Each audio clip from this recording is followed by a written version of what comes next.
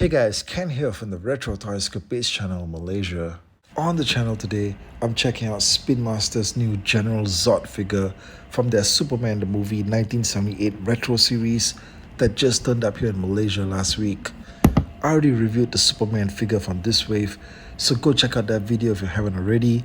And now it's Zod's turn in the spotlight, so stick around, subscribe to the channel if you haven't already, and let's get into it.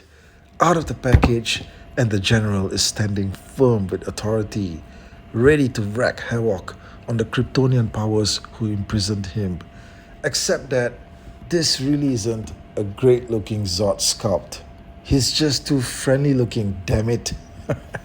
And General Zod is supposed to have a serious and commanding look. Now from the sides, he looks a bit better, I think. Yeah, definitely a bit more menacing from the sides perhaps. But staring at him straight on, man, he's just too cheerful, right? In fact, he kind of looks like the waiter who serves you flatbread at a Mediterranean restaurant.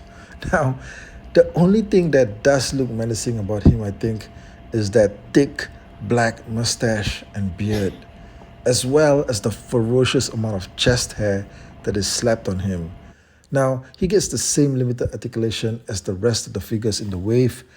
Aside from the neck joint, both of his shoulders move up and down, just straight up and down as though he's marching, and he gets movement at the thighs too. This is one of those situations where it's best to just leave the figure on card, I think. The sculpt really doesn't have much going for him, just a black vest and pants. He's mainly just black all over, front and back.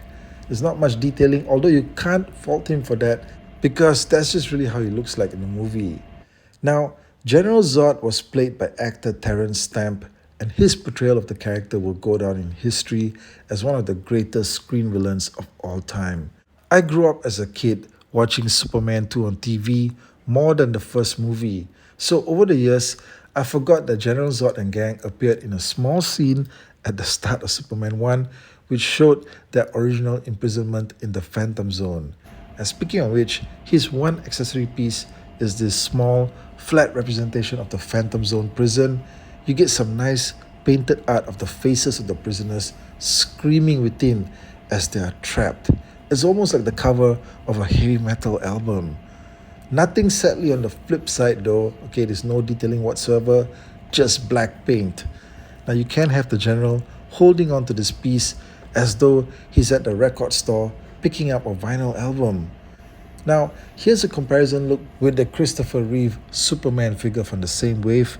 These are both 4-inch scale figures, but I like how they accurately sculpted Zod to be shorter than Superman. Sadly, the limited articulation does not allow you to pose them in any meaningful fight sequences.